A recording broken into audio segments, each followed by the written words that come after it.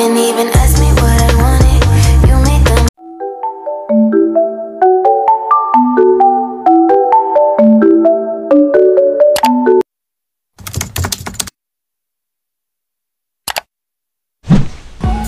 Halo guys, kembali lagi bersama saya Indah Putri Jessica Retor dengan NIM 200611020014 dari kelas 4B1 Manajemen. Nah, video kali ini saya buat dalam rangka untuk memenuhi tugas dari dosen saya, yaitu Dr. Magdalena Wulur, Sarjana Ekonomi Magister Manajemen, selaku dosen mata kuliah Manajemen Teknologi.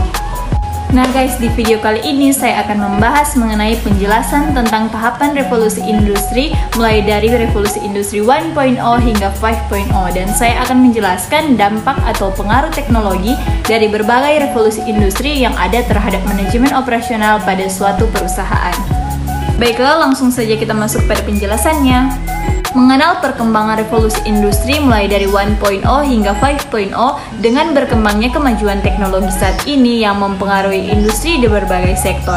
Kita menjadi sering mendengar istilah revolusi industri 4.0 di kehidupan sehari-hari. Namun, revolusi industri sendiri merupakan sebuah fenomena yang sudah terjadi sejak tahun 1750. Revolusi sendiri merupakan sebuah perubahan yang besar yang terjadi pada cara manusia dalam mengelola sumber daya yang ada dan cara dalam menciptakan sebuah produk. Dengan adanya revolusi ini, banyak sektor seperti transportasi, pertanian, teknologi, pertambangan, hingga manufaktur yang mengalami perubahan. Perubahan tersebut berdampak besar bagi kondisi sosial, ekonomi, hingga budaya di seluruh dunia. Berikut perjalanan revolusi industri mulai dari 1.0 hingga 5.0.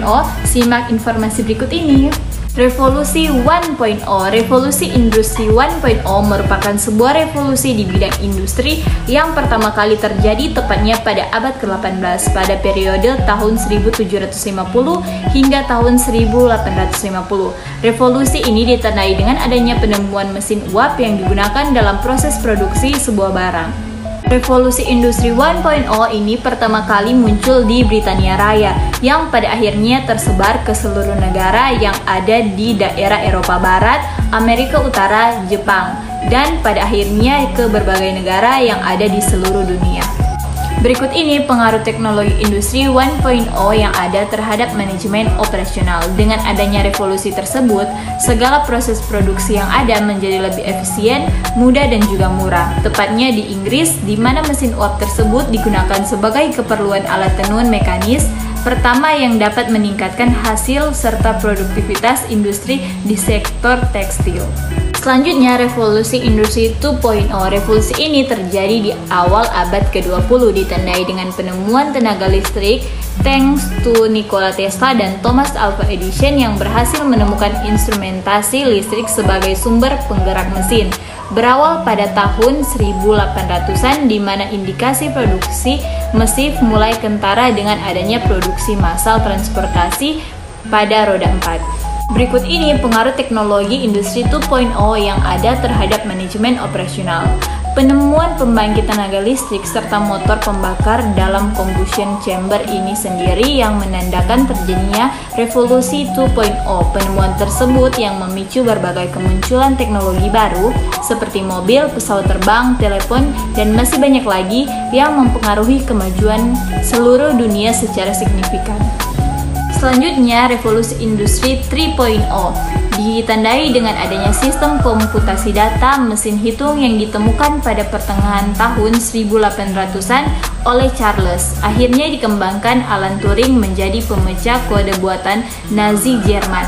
Komputer yang sekarang Anda gunakan sebenarnya hasil dari industri 3.0 karena setelah Perang Dunia Kedua selesai, muncul berbagai komponen pelengkap seperti bahan semikonduktor, transistor, hingga microchip. Berikut ini pengaruh teknologi industri 3.0 yang ada terhadap manajemen operasional. Revolusi industri 3.0 ini sendiri ditandai dengan adanya revolusi digital, di mana yang membuat ruang serta waktu yang ada tidak lagi menjadi sebuah jarak. Jika dibandingkan dengan revolusi industri 2.0 yang menghadirkan inovasi mobil yang mempersingkat waktu dan jarak yang ada, revolusi industri 3.0 ini menyatukan keduanya, di mana era digital terjadi mengusung waktu yang sebenarnya atau di sisi kekinian. Salah satu komputer pertama yang dibuat merupakan inovasi yang dikembangkan pada era Perang Dunia Kedua yang digunakan sebagai mesin untuk memecahkan kode buatan Nazi Jerman yang diberi nama dengan Colossus. Komputer tersebut merupakan sebuah mesin raksasa yang memiliki ukuran sebesar ruangan tidur. Selanjutnya, revolusi industri 4.0. Pada awal revolusi industri 4.0 sudah dicetuskan pada tahun 2000 hingga 2005 ketika internet mulai berkembang serta memiliki kecepatan tinggi. Namun saat sistem internet mulai meraba semua produk pelayanan masyarakat, adanya penyimpanan cloud hingga big data pada tahun 2010 ke atas, nama revolusi industri 4.0 semakin besar. Berikut ini pengaruh teknologi industri 4.0 yang ada terhadap manajemen operasional. Dengan adanya revolusi industri 4.0 ini sendiri mengubah perspektif di mana ukuran perusahaan bukan lagi menjadi sebuah jaminan, tetapi bagaimana sebuah perusahaan dapat beradaptasi dan memiliki kelincahan merupakan sebuah kunci keberhasilan untuk mencapai tujuan serta prestasi yang ada. Berbagai teknologi baru yang tadinya tidak pernah terpikirkan pun bermunculan, seperti layanan ojek online, pembayaran melalui gadget, hingga warung digital yang bermunculan di tengah revolusi industri yang ada saat ini. Dan yang terakhir, revolusi industri society 5.0. Nah, kapan revolusi industri society 5.0 ini muncul? Ya, saat ini konsep industri 5.0 mulai perlahan-lahan diperkenalkan.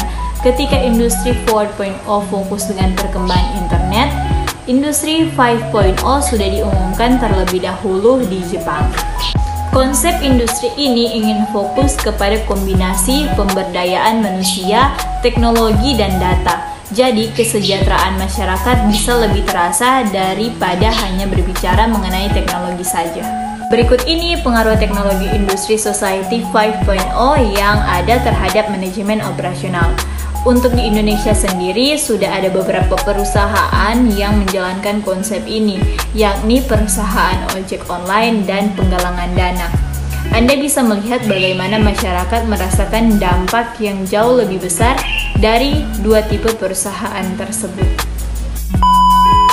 Demikian yang dapat saya jelaskan melalui video ini, semoga dapat menambah wawasan teman-teman sekalian terhadap revolusi industri mulai dari industri 1.0 hingga industri society 5.0.